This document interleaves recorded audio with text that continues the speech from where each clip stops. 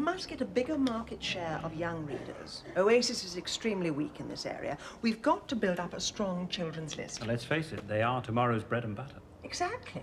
That's what I've been telling Donald and Edgar for weeks, and at last they've agreed to let me set up a separate children's division. So, the appointment of a children's editor is a priority. Can you give it your immediate attention and then come back to me with some names? Good heavens, is that the time? Which I promised to Donald in reception 5 minutes ago. Can we call it a day, Tim? We've got to catch the 6:15 from Paddington. Yeah. Oh, I had a word with the new girl you've got temping for you.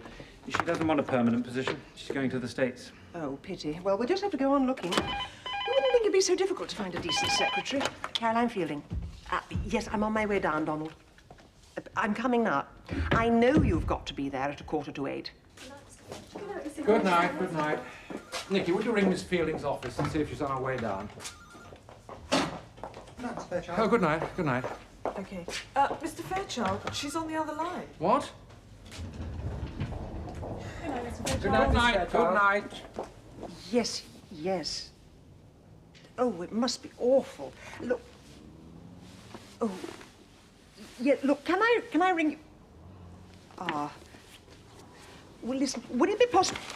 Caroline, for heaven's sake, we're supposed to be on our way to Paddington. Look, you can't go on like this, Deirdre. You've got to think of yourself. And I've got to get to 6:15. I'm supposed to be there at 7:45. Look, he's obviously making you very unhappy. You must leave him. Don't get involved. The children are all grown up now. You've got to think of yourself. Listen, Deirdre, can I call you later? We've got to rush for the train. Donald's got to be somewhere at 7:45. Oh, I promise. Yeah. Keep your pecker up. Bye. What could I do? She's in a state. You know it's my snooker evening. No, I shall just have to ring Gordon now and tell him I'm not going to be there on time. All right. So you're going to be half an hour late. So what? There's no need to get ratty. It's not fair on Gordon. He especially arranged to leave his office early. What can I do? She's terribly upset. Well, Her marriage is on the rocks. Couldn't you have told the switchboard to say you'd gone? She rang on my private line. Well, why did you give her that number? Because she's a friend. Oh, hello, Gordon. It's me. I'm afraid I'm going to be a little bit late. Well, I'm still at the office. Well, a couple of things turned up. You know how it is. All right, so I'm going to be half an hour late. So what? There's no need to get ratty. Oh. But no, I've just... Yeah, but... Oh. Yeah, but... Hello. I'm in here. Ah. Oh, quite. Hello, darling. Oh, sorry. Yes, you can't keep taking Valium, Deirdre. No, it's no solution. Look, he's obviously making you very unhappy. I think you must leave him. It's none of your business. Okay, Deirdre. Well, take care of yourself. Ring any time. Bye. I really think you should keep out of this, you know. You only hear her side of things. Richard is behaving like a pig. He's got an uncontrollable temper. I'm not surprised the way she keeps ringing from Grantham every 2 minutes. I'd go berserk if I was getting the telephone bills he must be getting. I feel so sorry for her. Stuck up there while he's carrying on with his secretary.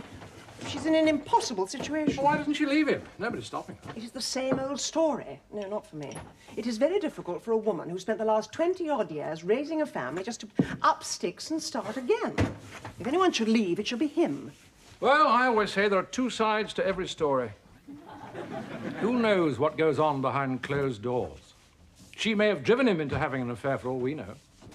I think I'll have a shower. You have a nice evening? Oh, very pleasant. It's very important to relax after a hard day's work, you know.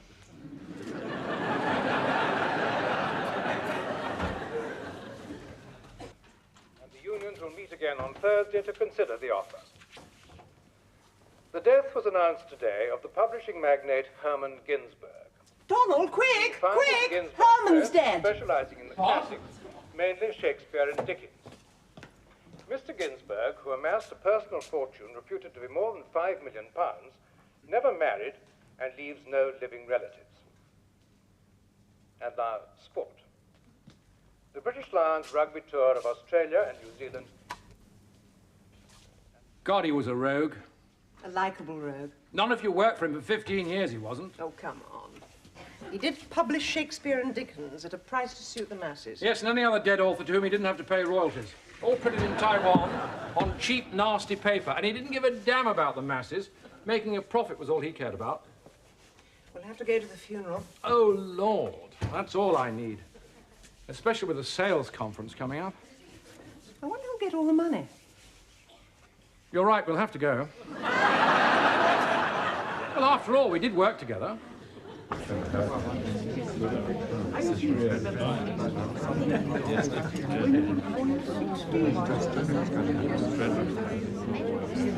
Of course, it was a bolt from the blue when Herman sold out to Oasis. I mean, we all thought we were in jobs for life. I never imagined for one moment that I'd be writing off interviews at my age. I am sorry you've had such a bad time. No, don't get me wrong. I'm not living from hand to mouth. I do have a little put aside, but, well, that won't last forever. No, more important than that. I want to work. You know what I mean? Of course. No, thank you. I'm just rather surprised that with your experience, companies aren't falling over themselves to employ you. It's a young man's game. Who wants to employ a 55-year-old editor? One can't blame Herman, of course. It was his company. He built it up from nothing. The Ginsburg press was his to do with what he liked. That's why he never went public. He always liked to have total control of everything and everybody, did Herman. If only he'd given us a little warning that he was going to sell up, then at least we could have planned ahead. And it wouldn't have come as such a shock to everybody. Do you know what I mean? Well, the rumor was that you were being groomed to take over from Mr. Ginsburg. Yes, we were all very nervous of you. Oh, yes, well, that was the plan, but I'm afraid that Herman simply refused to retire. He just wouldn't step down. He had such energy, did Mr. Ginsburg. Oh, yes. Do you know, he had the physical capabilities of a man half his age. Yes, he did. Amazing picture, that. You really feel Mr. Ginsburg smiling at you. Yes, his eyes seem to follow you about the room, don't they? It's like the man on the Quaker Oats packet. What? Have you never noticed the man on the Quaker Oats packet? His eyes follow you wherever you go. Do they? Yes, wherever you go, his eyes follow you. Really? Oh, I must get some. Excuse me.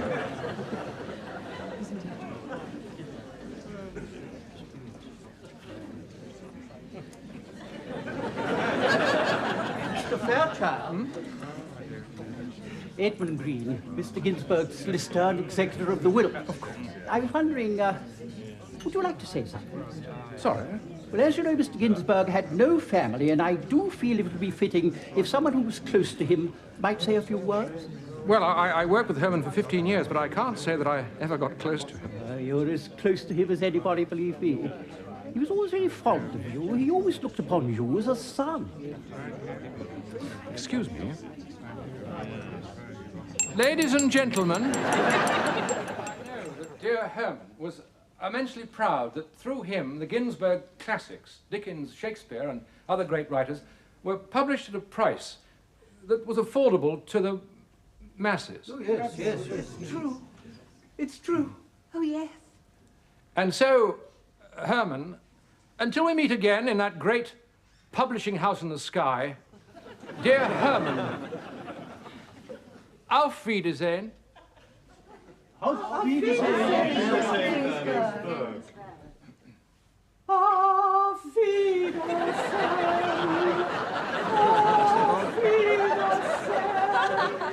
We'll meet again, sweetheart. This sunny day.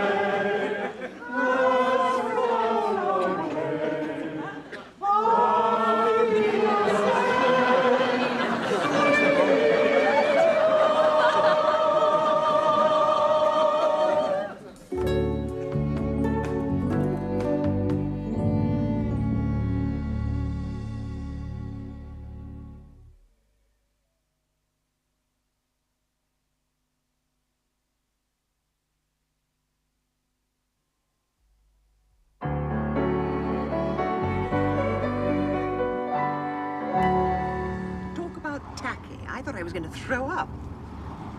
I had a lot of compliments. A lot of people found it very moving. Yuck. And when you went into a chorus of Auf Wiedersehen, we'll meet again. Ugh! That was the pits. That wasn't me, that was Miss Courtney and Miss Pledger. They started the singing, it was nothing to do with me. You started it with all that Auf Wiedersehen, Herman. We'll meet again in that great publishing house in the sky. Oh! I couldn't even bear to think about it. I was saying goodbye to him in his mother tongue. What's wrong with that? We had already said goodbye at the cemetery. Oh, it was awful. I just wanted to curl up and die. Not a very tasteful expression, considering we've just been to a funeral. Don't talk to me about taste. I mean, I don't know how you could stand up there and say all those things when you and I know you didn't have an ounce of respect for the man. God rest his soul. Well, what was I supposed to say? Herman Ginsburg was a tight-fisted, two-faced old swine who cared about nobody but himself? I don't think that would have gone down very well. Exactly. It would have been better to have said nothing at all. Look, his solicitor asked me, as someone who was as close to Herman as anybody, just to say a few words. What was I supposed to do? Say, no, I'd rather not? I don't think that would have been particularly charitable. Call it hypocrisy, call it pragmatism. It didn't hurt anybody to say a few kind words about the old boy.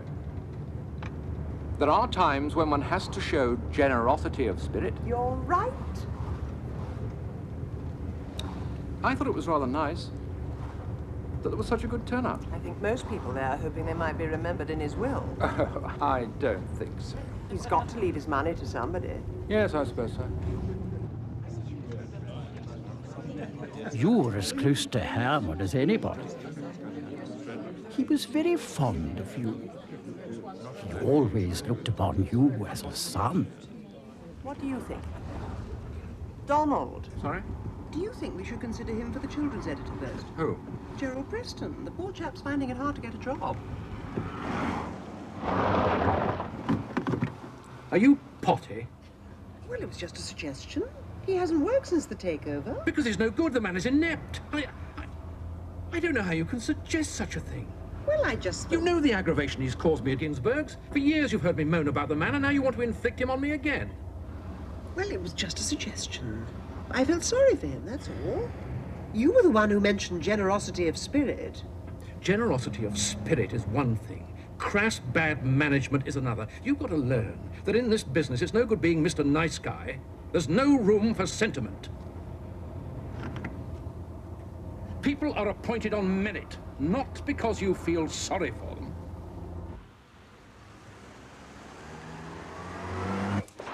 Publishing. Yes, I'll put you through. Miss Fielding.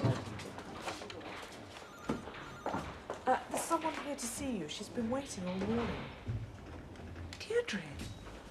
I took your advice. I've left him. I was wondering, are you still looking for a new secretary? I think you're making a mistake. Look, I take your point about Gerald Preston. I don't necessarily agree with you, but I take your point. You know him better than I do.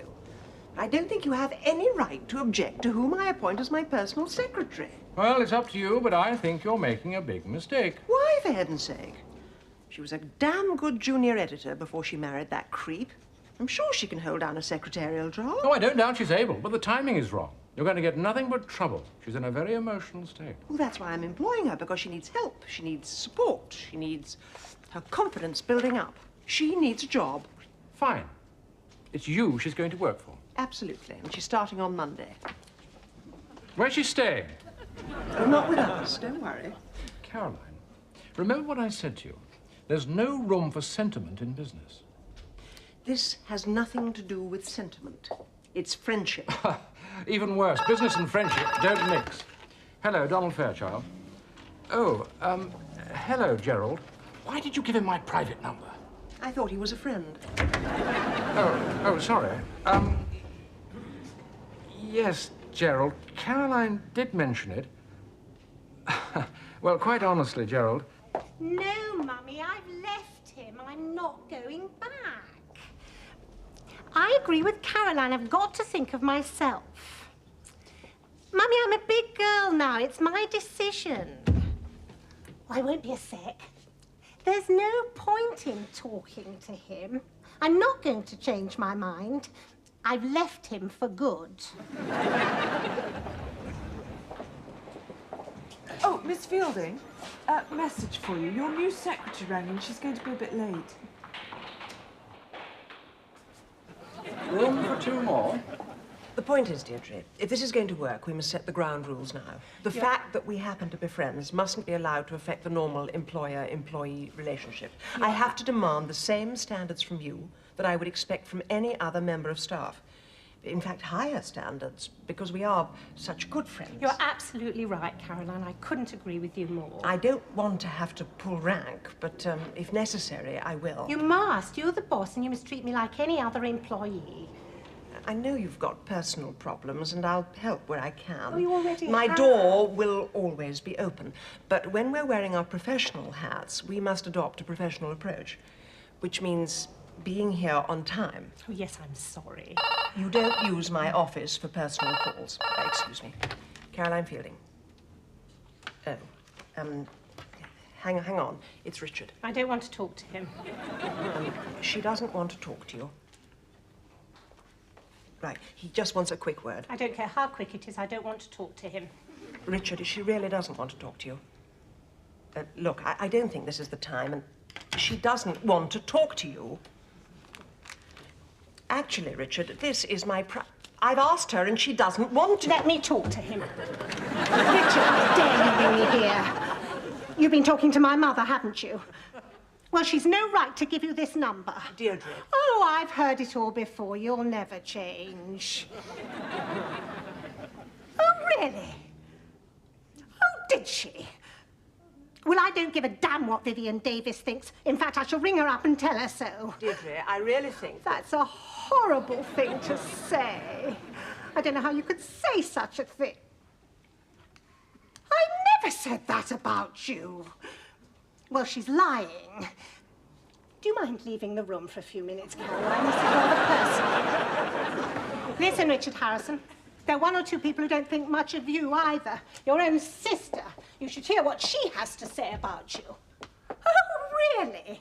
Well, that's not what she said to me or your mother. Don't you talk to me like that, you pig! What about the way you behaved at Roland and Teresa's dinner party? Do you know what she did this afternoon? Instead of dear madam, she typed dear madman. She's an absolute disaster. And then on another letter, she left out the negative. If I hadn't spotted it, we would have accepted a novel instead of rejecting it. And she's late every day. Every day. And when she is there, she spends half the time on the phone. And she's so thick-skinned, she doesn't even know when I'm telling her off. Well, I'm not going to say I told you so, but no, I'm not going to say it. All right, I should have listened to you. Friendship and business don't mix. Well, she's going to have to go. Would you like me to deal with it? Oh, no, it's my responsibility. I shall tell her first thing in the morning. Oh, no, I can't. I'm out of the office all morning. I'll tell her first thing after lunch. If that's her, I don't want to talk to her. I'm sick of her ringing up every night, bleating on about Richard. Hello. Yes, it's Donald Fairchild speaking. No, that's quite all right. Oh, really? Yes. 2 o'clock tomorrow afternoon. No, that'll be fine. Thank you. Goodbye. Who was that? Herman's solicitor. He wants to see me 2 o'clock tomorrow afternoon. Well, what time did she go to lunch? Well, as soon as she gets in, tell her I want to see her. Oh, and, Nikki, let me know. Thank you.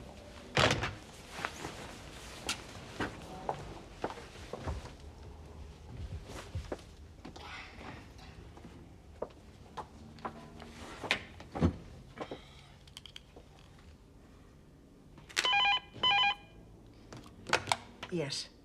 Oh, thanks, Nikki.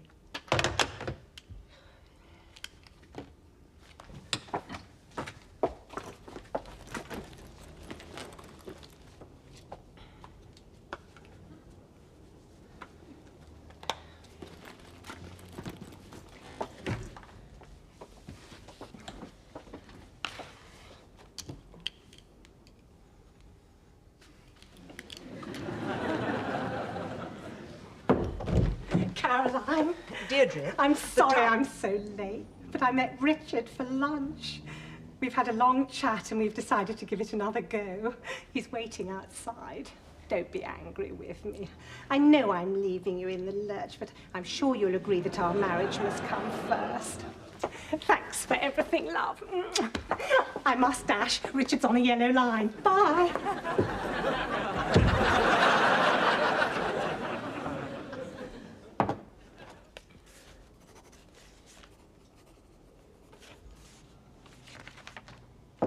Come in. Well, what happened? Did Herman leave you anything? Yes. Oh, Donald, no. What? How much? I got a set of the Ginsburg Shakespeare. Miss Courtney got the Ginsburg Dickens and Miss Plenger got the Ginsburg Encyclopedia. He seemed to forget all about Gerald Preston. Oh, but I did get something else. What? I think you'll like this. Voila! Oh. But what about the Ginsburg millions? Who gets all the money? Not the cat. Well, the cat's home. Oh, darling. Oh, by the way, what happened to Deirdre? Has she gone? Oh, yes, she's gone. Well done.